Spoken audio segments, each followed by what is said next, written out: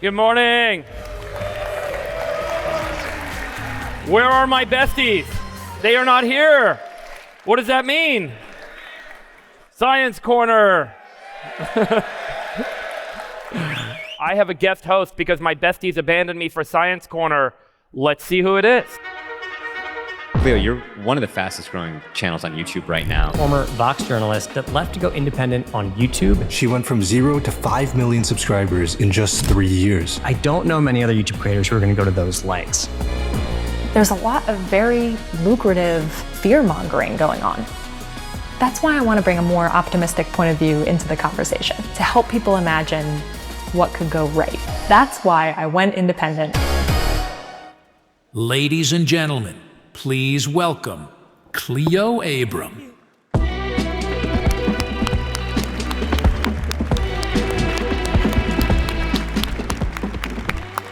Welcome. Thanks Thank you. so much. Thanks for being here. Thanks for having me. Grab Hi, a everyone. seat. You were here all day yesterday? Yeah. How was it? Having a great time. This is my first All-In Summit. I'm so Awesome. excited to be here. Welcome. So, Cleo, you have 6 million subscribers on your YouTube channel. We have under 1 million. Thank you for having us on your show. Welcome. How did you do it? What happened? So you were at Vox before, I was, yeah. and you were an independent director. I mean, you were doing other projects. Tell us how you set up this channel on YouTube, why you did it, and how to get so big so fast. Yeah. Huge If True seems to me to be a bit of a microcosm of this big shift that we're in with media generally right now. I was at a media company and making what we call explainer journalism, so taking complicated issues and making them understandable both to me and to millions of people. And I went independent to start this show because there was something that I felt like I was missing. When I looked out into my media diet, I really wanted to find a show that was optimistic, that helped me see where were the people that are working on hard problems, making them better every day, in a way that I could understand and I could participate in. So I left the media company where I was, started this show, and had the opportunity, because of what YouTube offers, to reach a global audience very quickly and find out, oh my God, I'm not alone. Oh my God, there are millions of people that also want this kind of show. And YouTube made that bet that if you allow anyone to create their best creative work, the widest audience will watch. And so YouTube has become, in the last 18 months, I think, the most watched streaming platform on televisions. So we're in the middle of this big moment of change in media and how media gets made. And I don't think most people know that it's really happening. They know that YouTube shows can get big, but they don't really understand the shift that we're in. And by the way, the shift is also very exciting for streamers, because they're looking at this and they're saying, you know, a Netflix of the world, I used to make a Netflix show as well, can look at this incredible new wealth of creativity and IP and say, oh my God, who do we want to work with to give, you know, upfront capital to make something that's even bigger? And so now they're working with something YouTubers. you and I have talked about, because Exactly. if you're on Netflix today, and we're going to talk with Neil and Ari about this later today, if you're an independent director, you go to Netflix, they're like, okay, we'll pay for your production cost plus 10%.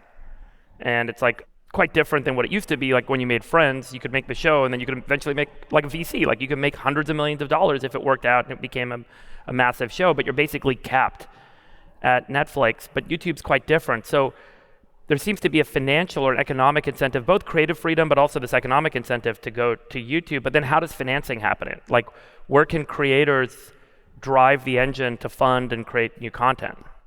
Well, most YouTubers have ad-funded businesses. And so what that requires is you go out on your own, as we did with Huge If True. We went independent, we started this show.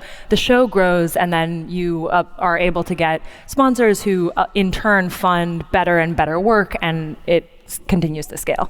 The traditional model of paying up front for a show that then the streamer owns offers something very different. And I think we're in an interesting flexible moment of change right now, where a Netflix might say, wow, we see a really exciting show on YouTube. We want to allow that creator to make something that is a version of that IP that is bigger, and we'll invest in that up front. And so what I think we're seeing is, for the same creator and the same kind of IP, you can have a really wonderful relationship between the kind of show that you can make when you can reach global audiences immediately, right, and grow and see how far you can take it with an advertising model. And then at the same time, you might be able to take that gem of an idea and say, what would I do if I had upfront capital? So I think there's a really interesting way in which these things all work together. And some of the headlines make it seem as though this is, an antagonistic moment in media. I think it's really great for everybody. I think it's a really, really exciting moment. I'm also the optimist, so of course I'm going to say that. Yeah, but I'm actually curious to hear what Neil thinks at YouTube. I know you know Definitely. him. Because it opens up a window, I think, right now for YouTube to suck up some of the best content creators in the world from the more traditional platforms, broadcast and streaming. Yeah, it goes both ways. Yeah, but so just talking about your show is so great because it really meets what I always say is missing in media today, which is we've got this deep sort of techno-pessimism. Everyone thinks that technology always has a catch. There's always something bad emerging. Robots are going to kill us all. AI is going to wipe out human civilization. Nuclear power is going to melt down and destroy neighborhoods. Every point of technology has some negative angle, but then that becomes the cycle. You watch all the shows on Netflix, you watch all the movies, Aaron Brockovich, like the ones that work, the ones that seem to resonate, which means that's what people truly kind of want, are the ones that talk about things gone wrong. But your show's quite different, and you talk about what if things go right. Why do you think that is resonating, and are we changing, or are you kind of capturing a small audience and the bigger one still sort of techno-pessimistic? Well, the best thing by far about making this show is realizing that there are millions of people out there that also want that same kind of work. I mean, you see it with Science Corner in so many ways. Those are very similar in tone. And I think from my perspective, when I started this show, I really was looking for a part of my media diet that I wasn't getting anywhere else. And that's what makes making something yourself on YouTube so special. You're creating something asking, are there millions of people out there like me? And the answer turns out to be yes.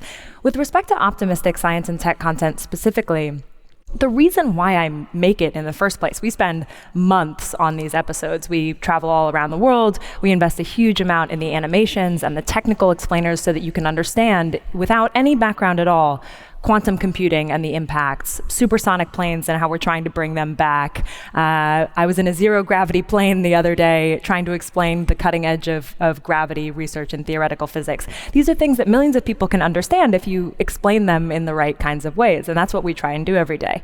And the reason why we do that is because we genuinely believe that when people see those better futures, they'll help build them. That's what I want to do. I'm not an engineer. I'm not a scientist.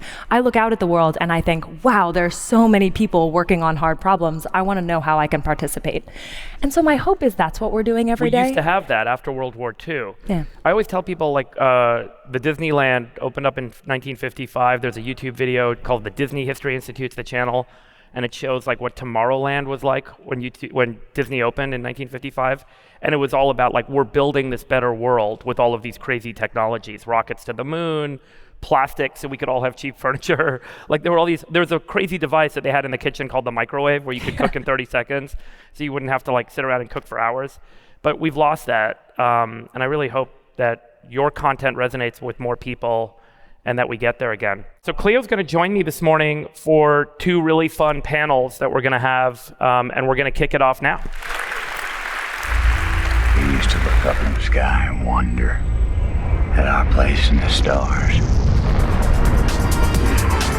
How thrilling must it be to truly discover something or understand something that no human on Earth has ever seen or understood? He was a member of both the Supernova Cosmology Project and the High Z Supernova Search Team to discover that the universe is accelerating. A leader in all of these undertakings. That's one of the big questions of cosmology. Ladies and gentlemen, please welcome Alex Filippenko.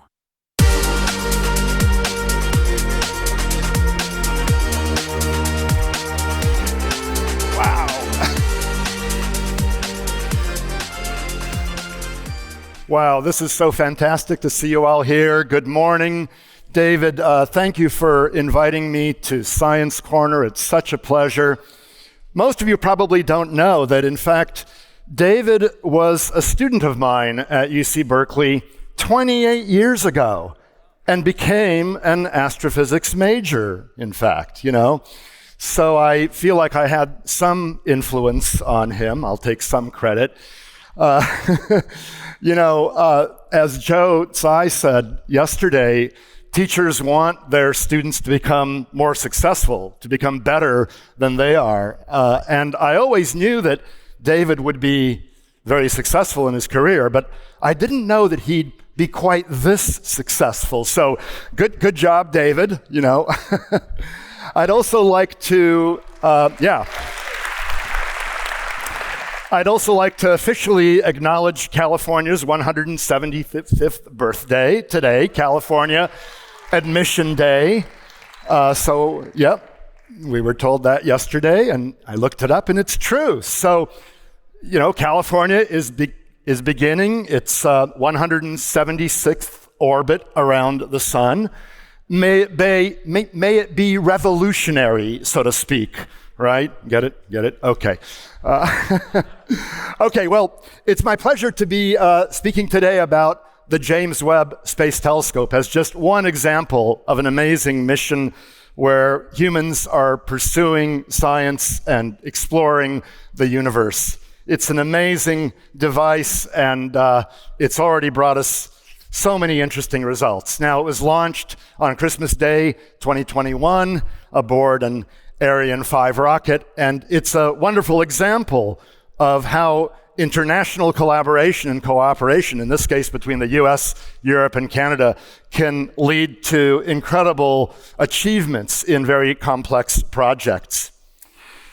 There are many comparisons with NASA and ESA's Hubble Space Telescope, which has been serving us well for over 3 decades. The primary one is that the Webb has a much bigger mirror, and a mirror can be thought of as a gigantic eyeball, a collecting area that brings together faint starlight from distant parts of the universe. And so the bigger the collecting area, the fainter the object you can see. And Webb has 6 times the collecting area of Hubble, so it's a more powerful telescope. Fundamentally, the Webb was designed to explore our origins. Where did we come from? How are we evolving? What's going to happen far, far in the future? How do galaxies like the Milky Way galaxy form, and how do they evolve with time? Now, we know now that many galaxies merge together, like the group that you're seeing here in a beautiful Webb image. By the way, to the lower right of the word time there's a star with a bunch of spikes. Ignore the spikes. They're not beautiful. They're ugly, okay? They're just a consequence of the interaction of light with the telescope. So ignore the spikes. But here are a bunch of merging galaxies. Now, the first image NASA released publicly, a little over 3 years ago, was of a tiny part of the sky. Imagine a grain of sand held at arm's length. Imagine how small that looks. Yet in that tiny patch of the sky, there are thousands of galaxies, these fuzzy things you see out there. You can count them if you're interested. Over the whole sky, we can see about 1 trillion galaxies, 1 million galaxies. And some of them we see forming just a few 100 million years after the explosive birth of the universe, the so-called Big Bang. And one of the interesting aspects of this image is that galaxies started forming and evolving earlier than expected. And so we're working on that interesting puzzle right now. How do stars like our sun form? Well, they form in stellar nurseries, giant clouds of gas and dust, fine little particles that collect up as a result of gravity, and the central densest regions collapse and form these stars. But they're hidden from view when looked at with most telescopes, because we can't peer through the dust. The Webb, looking at infrared wavelengths, heat wavelengths, is able to peer inside and see newly formed stars and stars that are still forming. We can also look at disks of gas and dust around newly forming stars. This is essentially the mechanism by which our solar system formed about 4.5 billion years ago. Debris around the newly formed sun that collected gradually to form bigger and bigger objects, planets. All right, how about the death of stars? This is a snapshot, a preview of the sun's future in about 7 billion years, when the outer atmosphere will start getting gently ejected off, leaving a hot, dying star in the middle that makes the gases glow.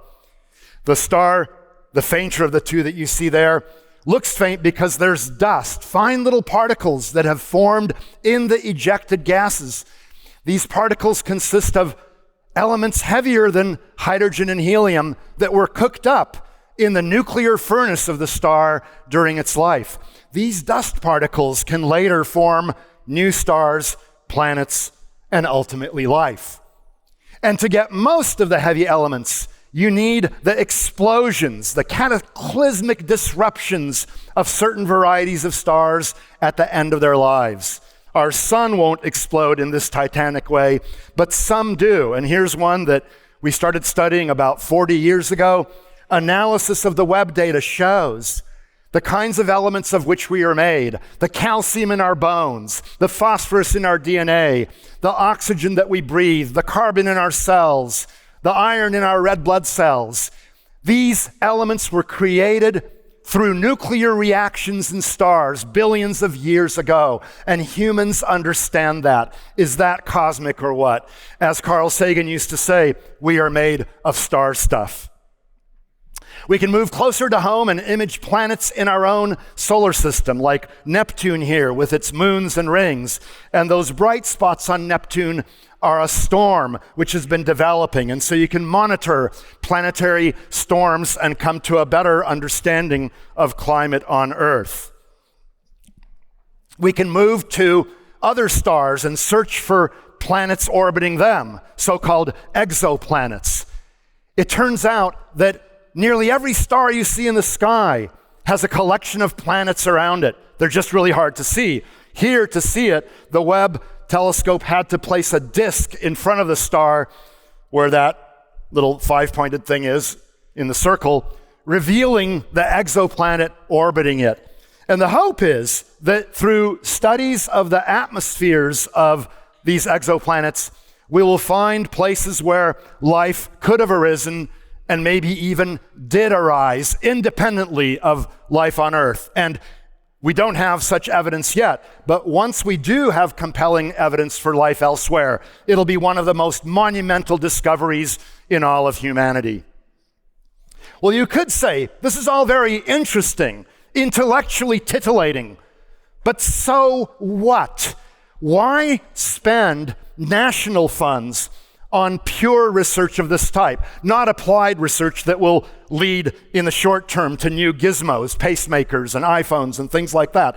Why should we pursue this kind of research with taxpayer money? It's a legitimate question, okay? So let me give you 3 reasons. The first is that of all known animals, humans are the only ones with the curiosity to ask complex questions, abstract questions, questions about their very origins. And we have the intellectual capability to pursue answers to those questions and the hands with the opposable thumb with which to build machines like telescopes and particle colliders to help us answer those questions. If some subset of humanity were to not do this, we would be selling ourselves short as Homo sapiens. Now, you don't need many of us, but it's good to have some. The second point is that astronomy is a gateway science. It's like the bug that bites kids and gets them interested in STEM fields. Most won't go on to become astrophysicists, okay? Again, that's an okay thing. But they'll be more motivated to pursue fields of science and technology, which will lead them to careers that are more immediately beneficial to society. Computer science, engineering, medical physics, applied physics, those sorts of things. I see this all the time as a board member of the Chabot Space and Science Center and also at Lick Observatory in the hills east of Silicon Valley, where I conduct much of my research and public outreach. Kids love this stuff. Just like I and some of my friends were inspired in our youth by the American lunar landings. What an amazing accomplishment that was. We are on the moon. Wouldn't it be great to contribute to this grand enterprise and go boldly where no one has gone before. It's just it was an incredibly inspiring moment. And the Hubble and Webb and things like that are providing that moment for kids now. And then there are the technological spin-offs and unanticipated applications, like quantum physics for the latter. Over a century ago, there were two outstanding questions in physics. What is the nature of light, and why are atoms stable? And you could say, well, as long as we know how to make light bulbs, and as long as the floor doesn't collapse underneath me, who cares what light really is and why atoms are stable? You don't need to know, do you? Well, physicists over a century ago, like Einstein, Schrödinger, Heisenberg, Bohr, Planck, they cared about the workings of nature simply to satisfy their curiosity. No practical applications immediately in sight. Fast forward a century, you couldn't imagine today's world without an understanding of quantum physics. One example, lasers, a $13.5 billion industry in the US with innumerable applications. Computer chips, Moore's Law, with 3 and even 2 nanometers per pixel now, we have the equivalent of 500 million transistors on the head of a pin. That is amazing. That's quantum mechanics, folks, quantum electronics. And then specifically from something like the Webb, lots of spin-offs, infrared detectors, similar ones are now used in medical imaging, night vision systems, and environmental monitoring. Cryogenic engineering, you had to cool down the telescope.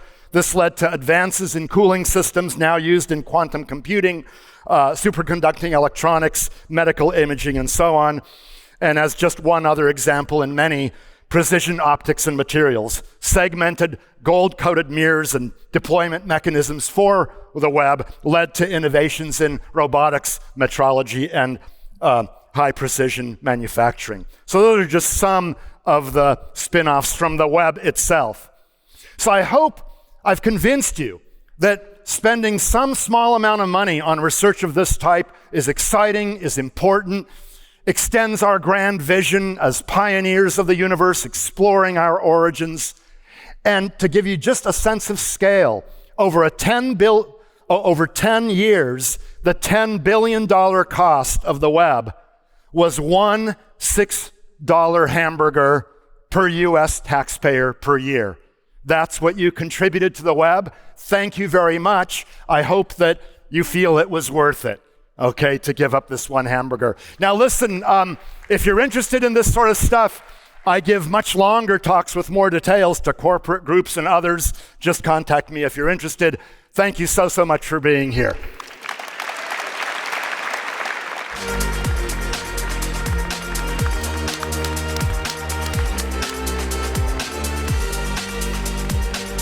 Thanks, Alex. All right. Good to see you. Grab a seat. So Alex, you are one of the world's greatest scientists and science communicators. So David and I have prepared a set of rapid-fire questions for you. I'll give rapid-fire answers. Based on what our audience might have seen in headlines or might be understanding and want to know more about, Sure. about not just James Webb, but generally. Yes, I just gave one example of Webb The world with of the limited astrophysics. time. Yep. Mm-hmm. Yeah.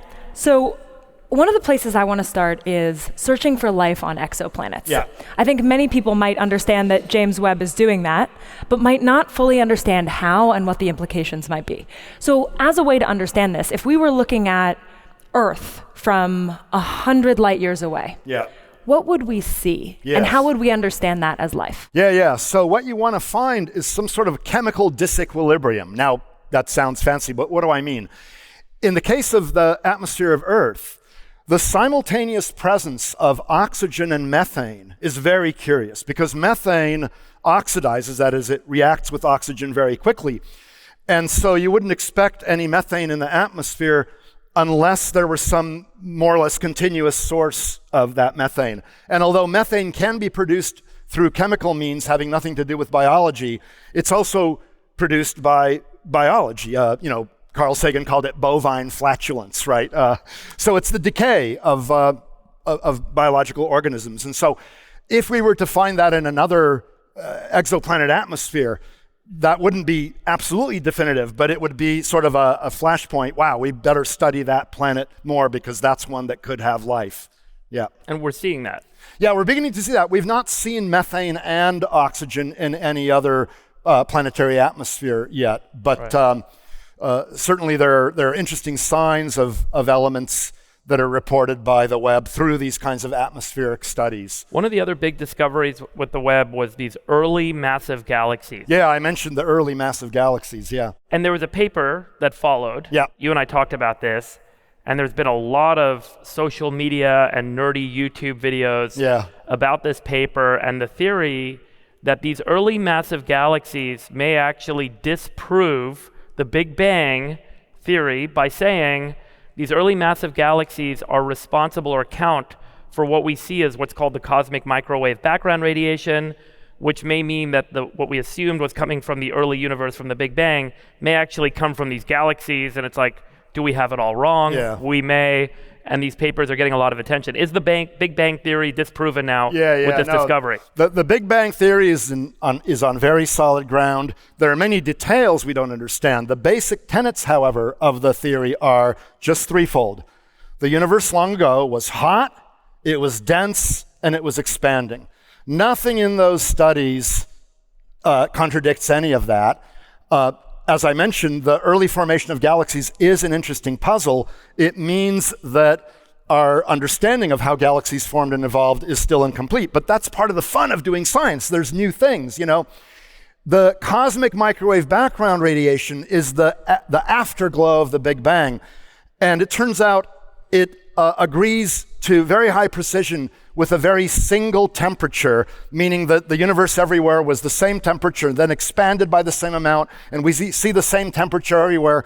There's no way you can do that with galaxies forming at a range of times and distances. They would each contribute light that would not give this so-called black body thermal spectrum. And there are many other details of the microwave background, the spots and stuff, that are not at all addressed. So a lot of these theories, you know, as scientists, we can dream up things and we just kind of put them out there to be explored more. But of course, the media likes to highlight the really snazzy sounding things. And so sometimes, often, the very speculative ideas get way too much attention. We're exploring them, but they're probably wrong. Yeah. Okay? Yeah. Okay. So I don't need to throw out what I learned in high school physics. No, the Big Bang is on very solid ground. What about the theories coming out? We've been talking a little bit about this, on whether or not we are inside a black hole. Oh yeah, are we inside a black hole? Yeah. So a black hole is a region of space where matter is compressed so much that nothing, not even light, can escape. And it turns out that in a sense, our universe, if you look at the total amount of matter and dark energy and all that stuff, visible matter, in the volume out to which we can see, okay, that has about the right value to make the universe as a whole, W-H-O-L-E, wrap around itself, resembling a black hole, H-O-L-E. That would mean that our universe is finite. We don't actually know whether it's finite or infinite. We actually only know that it's much bigger than what we can see. And mathematically, there is some correspondence between the equations governing a black hole and those governing the universe. But there are some important differences, like a black hole is a physical structure within our 4 space-time dimensions, like right here. Whereas applying that to the whole universe is, it's a qualitatively different idea, but there are some mathematical correspondences that are useful and interesting. I personally doubt that we are a giant black hole. Some people say it's actually a black hole that was given birth from another universe, and for that there's really no evidence. But Alex, one of the many things that blows my mind about astrophysics and cosmology, the further out we look, the faster objects are moving away from us. Yeah. To a point that at a certain distance from us, the objects in whatever direction we look are moving away from us at nearly the speed of light, or even faster. And so that becomes the observational limit of our ability to see or ultimately experience our universe, that there's this boundary that without crossing the speed of light, we will never get to, and we will never see what's beyond it. Right. That's our observable universe. That feels pretty f***ed up.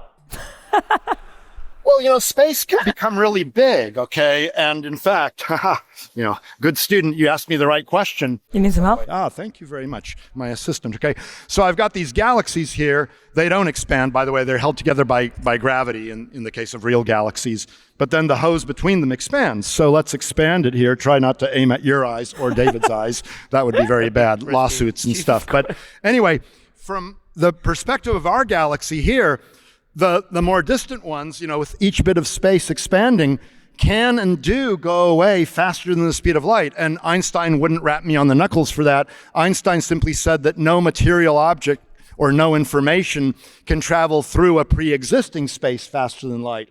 But space itself expanding, especially if it expands exponentially, which we think it did early on in its existence, it grows faster than the speed of light, and you get a truly humongous universe, maybe even an infinite universe. And yeah, most of it we can't see, but there are other independent volumes out there where we could be having this conversation right now, or you could not like what I said and punch me in the face, but then I would respond by punching you in the face. In other words, all these possibilities could occur in these parallel observable universes beyond the observable part that we can see. And it's freaky, but this is the kind of stuff we get to think about. And I'll ask you the question I asked you on the phone the other day, which is, there's mathematics that shows that the geometry may be inverses inside of a black hole, or some things are reversed or inverse. What's the right term? Right. Therefore, is the expanding universe that we see our version of being inside of a black hole, which is effectively an accelerating contraction towards the singularity.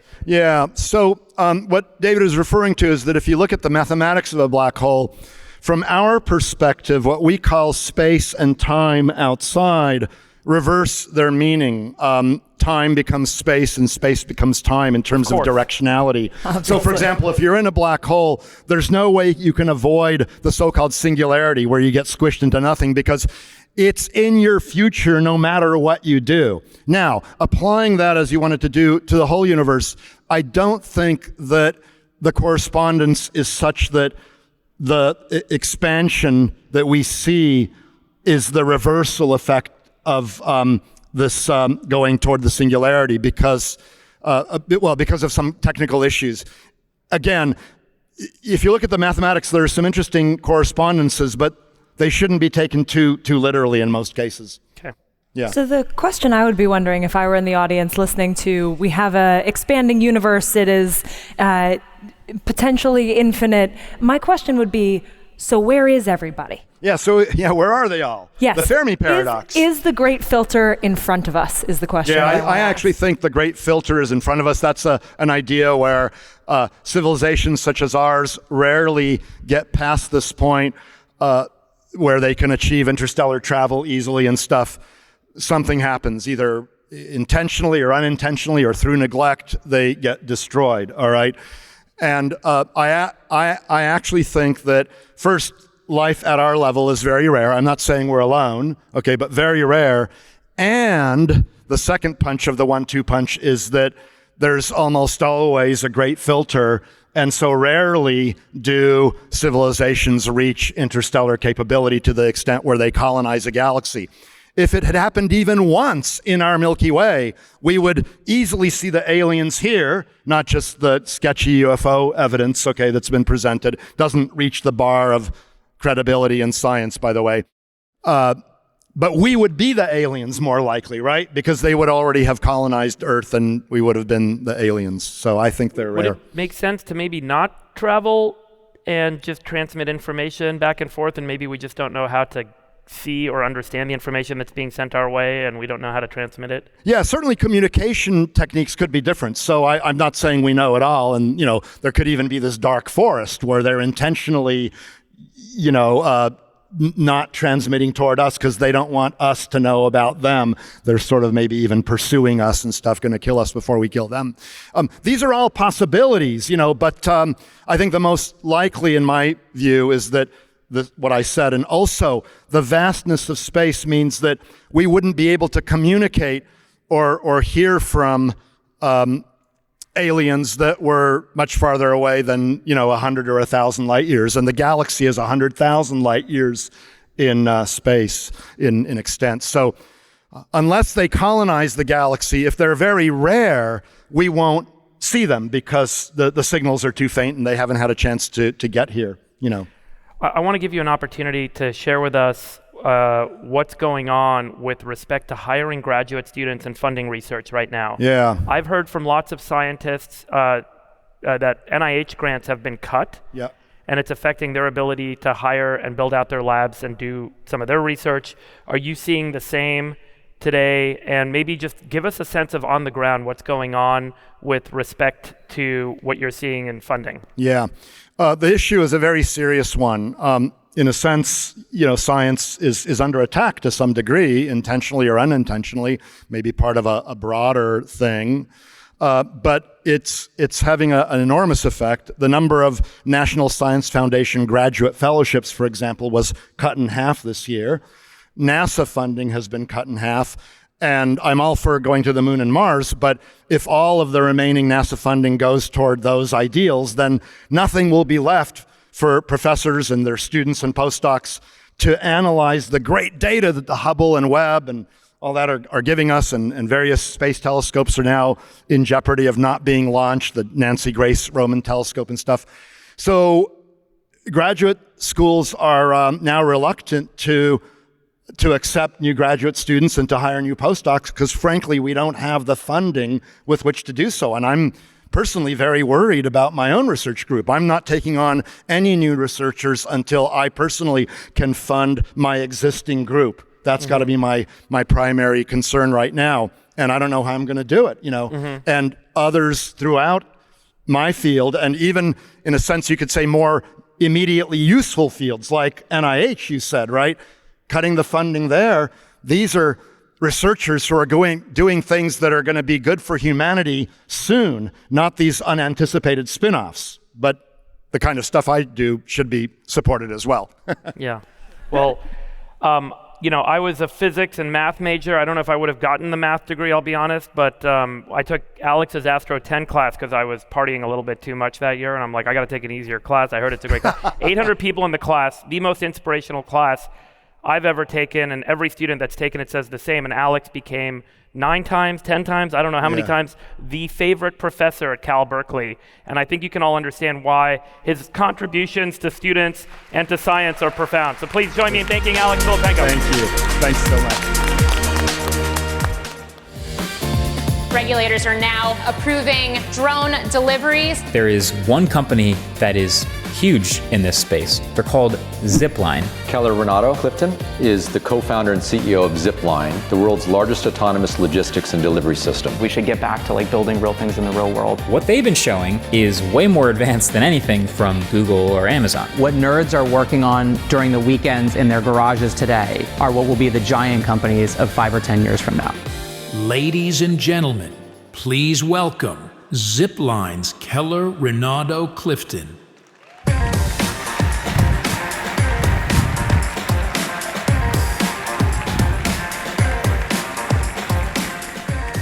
Well, good morning, everybody. So David was talking a little bit about techno-pessimism. I hadn't heard that before, but by a quick show of hands, how many of you have read an article in the last year about robots trying to kill you or take your jobs? Okay, so basically everybody. The cool thing is today we get to talk about robots that save lives. And I thought it'd be cool to just take you back to 2016. In 2016, we had been, our backgrounds were in automation and robotics. We had this simple, naive idea that it should be possible to build a new kind of logistics system, a fully automated logistics system that would be 10 times as fast, half the cost, and zero emission. The first contract we signed was with the government of Rwanda to deliver blood transfusions, primarily to moms with postpartum hemorrhage, at about 21 different hospitals across the country. And so I thought it'd be cool to just show you this video. It's actually a video I took on my iPhone, so nothing fancy. But you can actually see what we call zips. This is the very first version of this autonomous aircraft that we had built. We were delivering using a really simple paper parachute to a hospital called Kabgayi, which is in a rural part of Rwanda. Here we were delivering, I think, 3 units of packed red blood cells and platelets. We could deliver to a couple parking spaces in a way that was about 10 times as fast. And you can see the women in this video are like, what the hell did we just see? Which is funny, I was taking the video, I kind of looked up at them and they were looking at me very suspiciously. We often try to describe, it's a funny thing about what we do, we try to describe what we're going to do to either to doctors or to nurses or hospital administrators, and they look at us like, we're completely crazy or on drugs. And so we have to do the first delivery. Once we do that first delivery, a doctor looked at me and said, it's as though Jesus Christ is delivering blood from the sky. But what's hilarious is that you get about 7 days, the way we work as humans, you get about 7 days of science fiction amazement, and then people are completely bored of it. Like, it's totally normal. In fact, I had one nurse look at her watch and then look at me and say, it's 30 seconds late.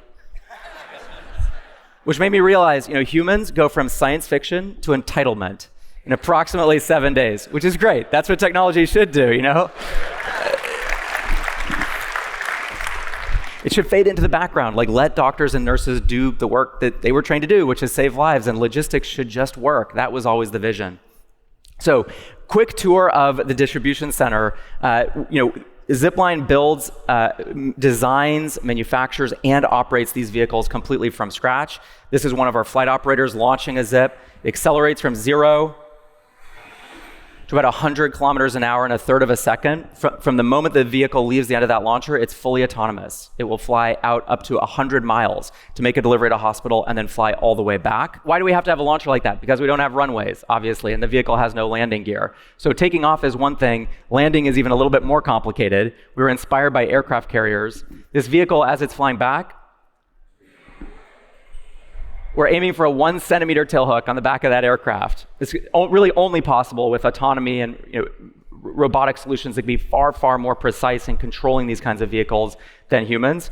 The system at this point can recover an aircraft about every 60 seconds, and we operate about 20 distribution centers across 8 countries.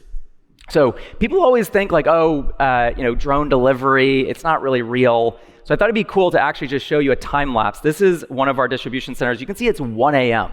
The system operates 24/7, 365. They never take a day off. 3 a.m. here, you're seeing fulfillment operations where we're packing and loading packages, getting them packed into vehicles. Here you can see the launcher and the recovery system with like sunrise just happening in the back at 5 or 6 a.m. This is a second distribution center, another fulfillment center. And so this is basically both fulfillment centers across the country of Rwanda, which is the smallest country we operate in today. But the cool thing is you can see that at 8 a.m., every single one of these little triangles on the map, this is what we call the sky map, is an autonomous aircraft going out making a life-saving delivery of blood, vaccines, transfusions, infusions, cancer products, almost the entire public healthcare supply chain. And by 10 a.m., there are 50 autonomous aircraft out making deliveries simultaneously to all of the 500 hospitals and health facilities that we serve in the country. So I actually used to show this video to investors, and we would get to the end of the presentation, and they would say, I think my favorite slide was that simulation of what this could look like one day. And I got so pissed off, because it's like, it's not a simulation, that happened yesterday. So we put the CCTV on the right-hand side, so you can actually see the teams doing this work, so people understand this is not like far future. This is happening day in and day out in a way that is saving lives. And on that point, it's not just about making logistics more efficient. It turns out that if you can deploy AI and robotics infrastructure for healthcare, you can save a lot of lives. The system has been able to reduce maternal mortality, as measured by the University of Pennsylvania, by 51% across the hospitals we serve.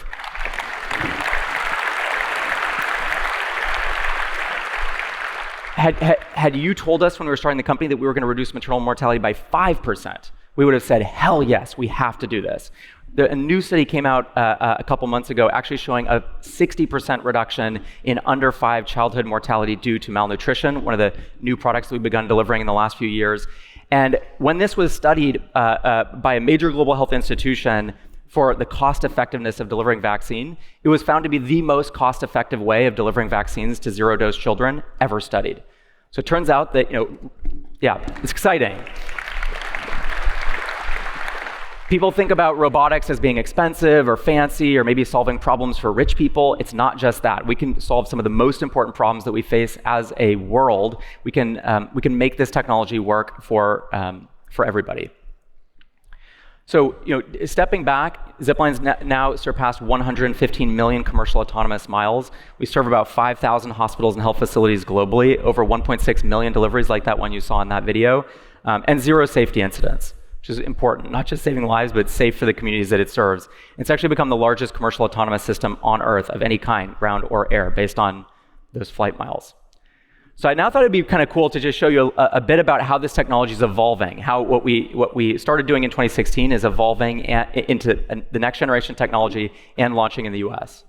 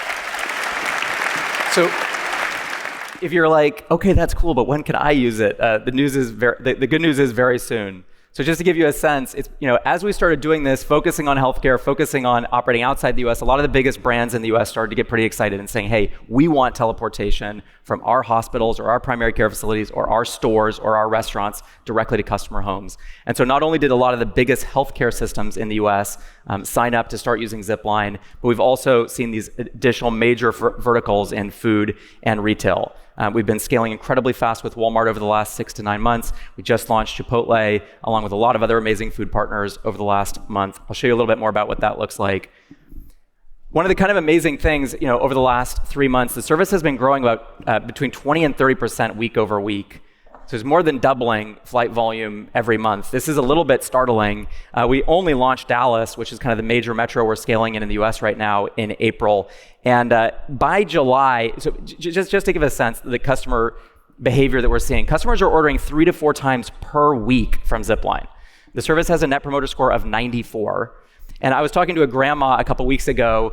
She's 78 years old. She's ordered from Zipline 350 times in the last 9 months. We were doing a little customer research, and she's showing me on her phone, like clicking around, ordering everything she needs for the day. She's double-click, Face ID, Apple Pay. She's like, it's on its way. It'll be here in 8 minutes. This woman's living in the future. But by July, we were actually sufficiently nervous about the capacity of the system. We ended up turning off all of the demand generation marketing because we were trying to slow down growth. So you can see the impact that turning off our marketing had on the growth of the system, which is approximately 0. And we were trying to figure out why that is. And basically, it just turns out that having a robot deliver whatever you need to your home in less than 10 minutes is really good content for TikTok. A lot of our different customers have been making tons and tons of TikToks of receiving these deliveries, and a lot of these videos have gone viral. Like they get seen 8, 10, 12 million times. We're delivering to universities, to offices, to hotels, to townhomes, to apartment buildings. So every time one person is getting a delivery, there are 10 other people who are like, what the hell is that, and how do I get it? Even cooler than that, as we're launching new sites in Dallas, the first site that we launched in April, it took us about 2.5 months to get to 100 deliveries a day, which was kind of like the break-even point for the site. The site that we launched 2 weeks ago hit 100 deliveries a day in 5 days. So we're seeing the sites themselves ramp way, way faster. And a big part of that is that it's getting simpler and simpler for us to build this infrastructure. So just for you to kind of get a sense for what the infrastructure looks like, we integrate right into the side of hospitals, primary care facilities, stores, restaurants. You basically can just think of it like a magical portal. Zipline is just building a magical portal in the wall, and now any healthcare worker or Walmart employee or Chipotle employee can just pass whatever they want through this magical portal, and it's teleported directly to the home that it needs to go to. We do this for a lot of different kinds of buildings. We also have what we call zipping points. You can see there on the bottom right. Zipping points can be installed in 1 hour. So if you're a business and you want access to Zipline, we show up, boop, drop a zipping point, and now that business is enabled with Zipline. It can deliver in this way. Just to give you a quick sense for what this infrastructure looks like, we're now building these sites. We're launching about one a week. By Q1 of next year, we expect to accelerate to about one a day. But this infrastructure is relatively quick to build and enables up to 500 deliveries a day from a site like this. Quickly, one of the cool things is that customers are all just using the Zipline app to order these things. And when they are ordering for the first time, you type in your address. We actually show you a satellite image of your home, and you tell us exactly where you want us to deliver. You can pick the dinner plate level area, whether it's in your backyard, or side of your house, your parking lot, apartment buildings. We can even deliver onto roofs. You can scroll and see all the different brands that are available on the app, order whatever you want, and the average time of delivery right now is 18 minutes. A lot of deliveries happen in under 10 minutes. In fact, we just launched Chipotle 2 weeks ago. The first delivery happened in under 7 minutes, from like the customer ordering to it being delivered to their house. So I think it's going to redefine what is possible in terms of instant delivery in people's minds. And just to hint at something cool that we can't announce just yet,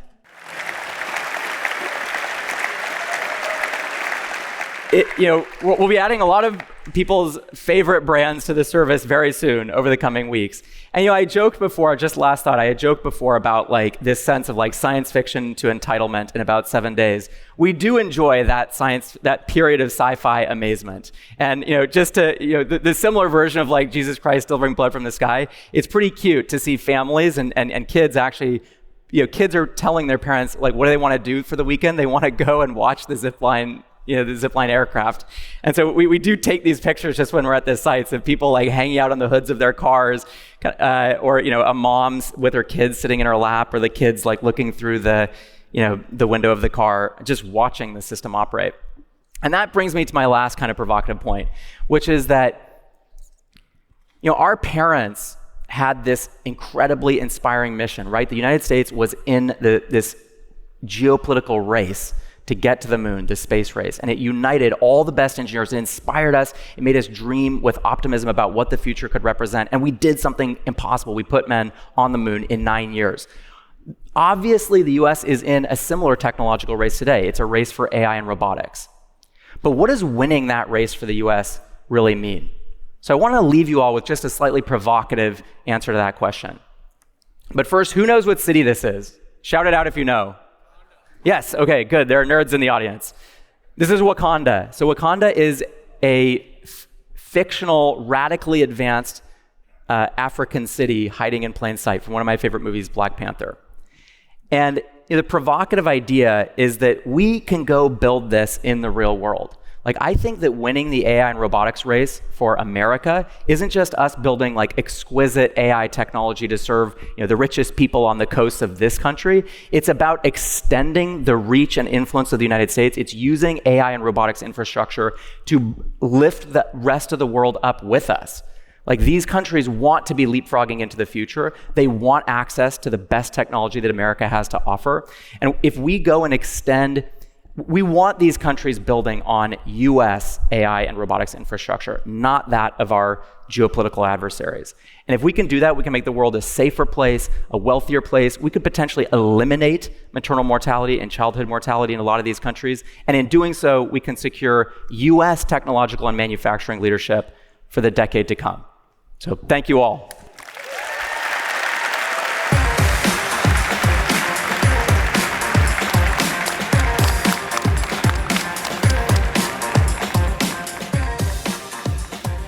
So we want to do a little bit of time travel with you today. Yep. We want to go back to your origin story, and then we want to play it out into the Wakanda future that you're imagining. Cool. So taking it back to where you began, why start in Rwanda? Yeah, it's funny. Everybody makes this assumption that like the most advanced technology in the world is going to start in the United States and then trickle its way out, maybe to, and it'll start in the rich cities, right? And then maybe it'll trickle its way to rural areas in the US, and then after years, it might trickle its way out to like developing countries. I think that paradigm is largely wrong, and it has a lot to do with, which countries, at least over the last decade, it had a lot to do with which countries are hungry and entrepreneurial and willing to move super fast to build new kinds of regulatory paradigms. And Rwanda is this, it's kind of like the Singapore of Africa. It moves incredibly fast. It's very entrepreneurial. It's kind of a startup country. And it was perfect for us to work with them they wanted to take this risk on us. When we were 20 people, we were totally naive nerds who had no idea what we were talking about. In fact, I remember this conversation with the Minister of Health in 2016, where I was saying, oh, we're going to use autonomous aircraft to deliver all the different medical products in your health system. And she looked at me and was like, Keller, shut up. Just do blood. And she explained to me, that 50% of blood transfusions are going to moms with postpartum hemorrhaging. 30% are going toward kids with severe anemia due to malaria. And she was like, just show us that you can do that. And so it's interesting, that was the best advice the company ever received. And, we've really just been kind of following their lead for the last 8 years as we've developed the technology from there. The reduction in maternal mortality, when you showed that stat, I got goosebumps. It's just incredible. Yeah. And by the way, I think a lot of times people in the US think those poor Africans, it's unbelievable that they have those kinds of, healthcare problems. We have this exact same problems in the US. People in the audience may not know, but the US has the highest rate of maternal mortality of any developed country. And the rates for African American women are 3 times that, the average. We have a lot of challenges with rural healthcare in this country. So I think, honestly, people probably think that these countries are more different than they are. Almost every health system is dealing with the same kinds of challenges. So you come to the United States, you launch it here. Tell me about the first period of launching in the US. Yeah, we originally launched kind of the first version of the technology, the fixed wing technology that you could see in 2020. Honestly, it's shocking. We were delivering birthday cakes and rotisserie chickens via just those paper parachutes. It's pretty unfancy, but customers loved it. And this is we were rapidly iterating to build something that we thought would be the future version of logistics, which is ultimately Platform 2. It's the video I showed today. And we only launched Platform 2 on January 15th. And then we really only started scaling it in April or May. So this is all happening in real time. A lot of those videos we showed were just from yesterday or the day before. What has it felt like? It's stressful. Hardware is incredibly hard. We have been scaling a hardware product while the tariff craziness has been going on through March and April and May. Building a global supply chain. Zipline, just to put into perspective, we designed the flight computer, all of the avionics on the aircraft. We designed the aircraft itself, all the mechanical components, the primary structure, and then from a software perspective, it's flight control algorithms, multi-vehicle deconfliction, communications architecture. We build unmanned traffic management system that we provide to the regulators like the FAA, and then we also designed that app that you saw, which is our customer ordering platform. So, all of that, and then you also have to figure out supply chain and maintenance and manufacturing and operations, logistics. All of it has to work for the end customer to just have this magical experience of teleportation. And there's no part of it that doesn't feel desperate and stressful as you're kind of scaling a system at that level of exponential growth. As you're launching in the US, do you have a sense, Keller, are you going to beat the unit cost to deliver with delivery drivers today? And by how much? Can you give us a sense on, if I want a Chipotle, why would I go to the Zipline ordering system or use Chipotle's app and have Zipline kind of fulfill for me? What's the cost difference going to be percentage-wise, do you think, over traditional food delivery? Yeah, so interestingly, people may not realize, instant delivery has grown incredibly fast, especially through COVID, but even before. There are now 5.5 billion instant deliveries being done every year just in the US. And that's not like Amazon or UPS, that's just the instant deliveries. And we're using a 4,000-pound gas combustion vehicle driven by a human to deliver something to your home that weighs, on average, 4 to 5 pounds. So, if aliens were to land on the planet and look at the way we're solving that problem, they would conclude there's no intelligent life on Earth. This is a bizarre solution. I think, the reality is that we have this new demand, and the demand is vast. People want things delivered quickly, and they want to have more time with their family rather than spending time in traffic or in a store. But we're using technology that's 100 years old to solve that problem. So I think all you have to realize is that instead of using a 4,000-pound gas combustion vehicle driven by a human, you should use a 50-pound vehicle that is autonomous and electric. And that's kind of just reasoning from physics first principles. You don't have to be a genius. As soon as you've realized that, I think you know something really fundamental about the future that few people actually understand. And so we think it's very inevitable that and by the way, if you were to just extend the customer ordering behavior that we see with our customers today, there would be 50 billion instant deliveries happening in the US. Wow. So this is kind of a based on the order rate. Provocative idea. Yeah. Basically, if you make the deliveries less expensive, 10 times as fast, and just a way better experience, people order a lot more. Not that surprising. So I think the reality is actually, these kinds of systems will, yes, definitely be less expensive than using a 4,000-pound gas combustion vehicle. But I think more importantly, the reason customers are using them so much is that it's just a way better experience. When you can have something delivered in 7 minutes or 8 minutes or 12 minutes, you have to plan less. Does it need to be much cheaper? I think it will be naturally, but I don't believe it needs to be. I mean, it's the reason that Waymo right now is more expensive and people prefer Waymo to Uber. What's the weight limit, and then how much of the market does that address? Yeah, I mean, right now the system is designed to deliver up to 8 pounds, and 8 pounds gets you 95% of all packages delivered by Amazon. I think it's 95% of food delivery orders. So suffice it to say, you're not going to deliver flat screen TVs in this way anytime soon, but the vast majority of stuff actually fits and can be delivered like this. So while this is all happening, while Zipline is exploding, I think many Americans came to believe that the era of drone delivery had somehow passed, that this wasn't a near future that they were going to experience. Why do you think that misconception happened, and what should all of the people in this audience go out and say to the people who might ask them what they've seen here? Yeah, well, it definitely didn't help that the CEO of one of the largest companies in the world went on 60 Minutes in 2013 and promised everybody drone delivery in the next 1 or 2 years, right? Maybe some of you guys saw that interview. Who was it? I don't even know what that interview was. Jeff from Amazon, Jeff right? did that. Yeah, it was 2013. He's like, we'll be doing. Yeah, so they promised, they announced Amazon Prime Air, and they said by 2015, it'll be serving, everybody in the U.S.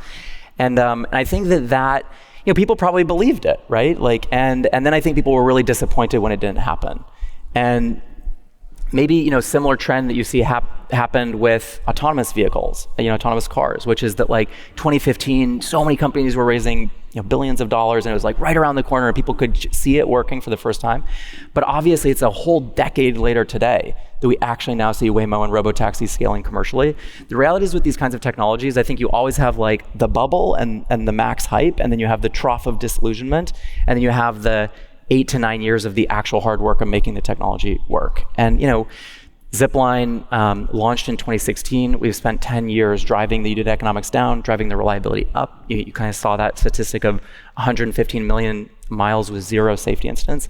That's hard. It requires time to get manufacturing, technology, operations, maintenance right in a way to achieve that. And but the good news is that I think with both autonomous cars and with this technology, we've now done the 10 years of hard work, and we now see it scaling in a way that just fundamentally changing the way people live their lives. I mean, when I talk to that grandma, or you talk to a mom who's using Zipline every single day, it's they're getting hours back a week to spend with their family or their loved ones, so they don't have to spend stressing out about trying to get kids buckled into a car and drive to a car.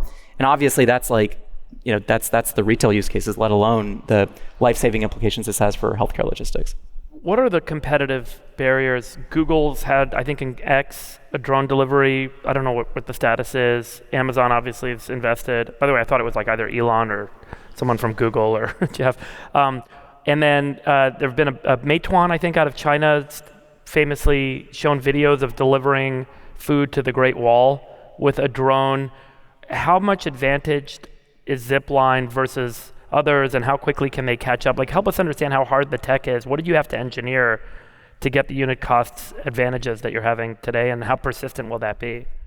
I mean, I think there are a lot of people out there. We saw over the last 10 years so many companies or teams, they would buy a quadcopter off the shelf and duct tape a Snickers bar to the bottom of it, and then manually fly it a mile, and they get TechCrunch to write an article about it and be it's a Kitty Hawk moment, drone delivery is here. And we've seen that 50 times at this point. I think people have kind of know that it's not real. The trick is designing a system that can operate 24/7, 365 in a way that people can depend on with their lives, that works in all weather, that can be reliable and safe, and that can achieve hundreds of millions or billions of autonomous miles. That's hard to do. That takes time. And Zipline has now spent a decade scaling these systems. And I think the realization is there's no like off-the-shelf hardware you can buy for this, because you can look at like these cheap plastic quadcopters that DJI makes, you refer to China, or you can look at like Predator drones, but something in the middle, which is more automotive grade, something that can do, for example, 1 million miles, just a single aircraft, that's hard, and it kind of has to be built from scratch. So we honestly don't worry that. I mean, our competition is motorcycles and cars. Like, if we are better than motorcycles and cars, I mean, I'm very confident someone is going to build a multi-$100 billion company in automated logistics over the next 5 to 10 years. Like, it's so obvious that this needs to exist. The demand is like unbelievably vast. It's going to be one of the biggest markets on Earth. And I think a lot of people are excited about a lot of different kinds of robotics, but this is the area of robotics that, in my opinion, is going to scale the fastest and is like most ready for prime time. You want to talk about Wakanda? I do. So just to jump ahead, yeah. If we were interviewing you here in 10 years, you're back, what do you hope you're saying about the impact of drone delivery, both on the golden billion, but also for everybody else? And to your point earlier, the relationship between those two things and those two groups might be closer than we think. Yeah, the thing that always really inspired us, you talk about logistics. I mean, logistics is boring, right? Like, I mean, who wants to work in logistics? It's incredibly boring. You just do the same thing day after day, just like doing the same deliveries. But that's also what makes it great for robotics and automation. And I think the key thing to realize is the golden billion that Cleo is talking about, right? The richest billion people on Earth. Like, my assumption is we're all in the golden billion. Like, our access to logistics is really good. There are 7 billion people on Earth who are not in the golden billion, whose access either sucks or is non-existent. And as a result of that, 5.5 million kids lose their lives every year due to lack of access to basic medical products. This is not like, oh, we need some advanced therapy to, it's like, no, we couldn't get them the basic, almost free drug that they needed to save their life. We've been making excuses for decades about why we can't solve these problems. And so I think logistics is boring, but it's kind of only boring when it's like working well for you.